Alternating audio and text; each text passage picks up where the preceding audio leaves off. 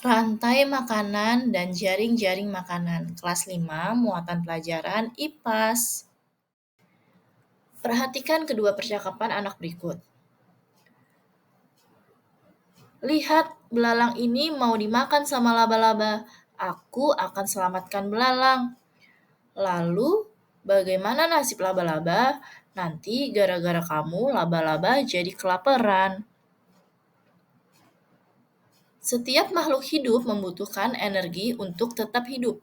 Oleh karena itu, kita membutuhkan makanan. Di dalam ekosistem terjadi perpindahan energi antar makhluk hidup. Perpindahan energi tersebut dapat berlangsung karena adanya interaksi antar makhluk hidup. Bagaimana energi berpindah dari satu makhluk hidup ke makhluk hidup yang lain? Perpindahan energi tersebut dapat terjadi melalui peristiwa makan dan dimakan.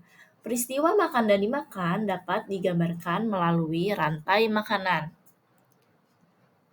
Rantai makanan adalah peristiwa makan dan dimakan antar makhluk hidup dengan urutan tertentu. Selanjutnya, mari kita pelajari peran dalam rantai makanan. Tumbuhan hijau.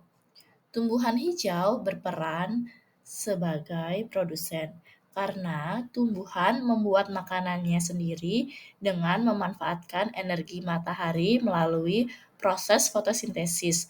Oleh karena itu, tumbuhan dapat menghasilkan makanannya sendiri. Tumbuhan berperan sebagai produsen dan selalu mengawali terjadinya rantai makanan. Selanjutnya ada binatang. Binatang herbivora memakan tumbuhan untuk mendapatkan energi, dan binatang herbivora berperan sebagai konsumen tingkat 1. Sedangkan binatang karnivora memakan binatang lain dan berperan sebagai konsumen tingkat 2, dan seterusnya. Berikutnya ada pengurai atau decomposer.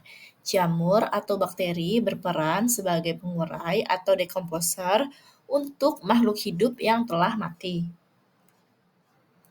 Perhatikan rantai makanan pada ekosistem sawah berikut.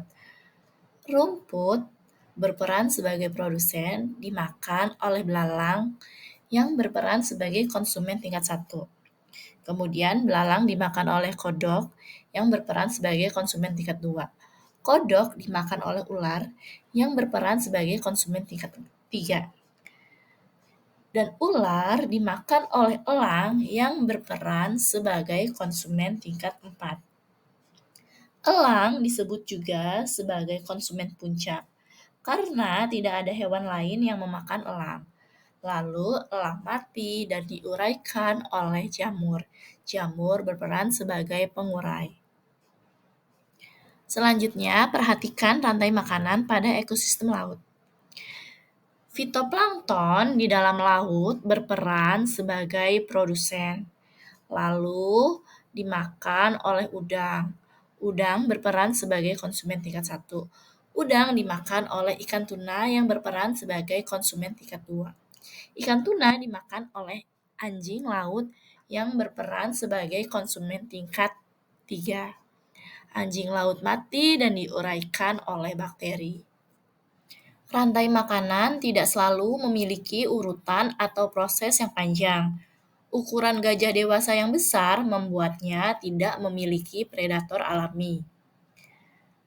Di ekosistem sabana, pohon akasia dimakan oleh gajah.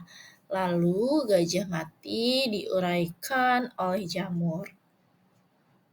Selanjutnya kita akan mempelajari jaring-jaring makanan.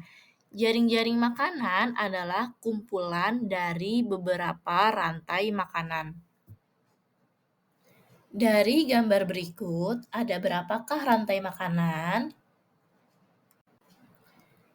Dari gambar berikut, elang bisa jadi konsumen tingkat 3, namun bisa juga menjadi konsumen tingkat 2. Jadi, dalam gambar berikut ada 2 rantai makanan. Yang pertama, padi dimakan oleh burung. Burung dimakan oleh musang.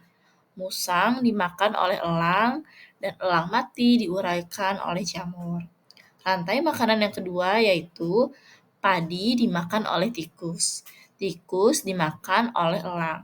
Elang mati dan diuraikan oleh jamur. Cukup sekian penjelasan dari Bu Guru. Semoga kalian memahami apa yang Bu Guru jelaskan. Terima kasih.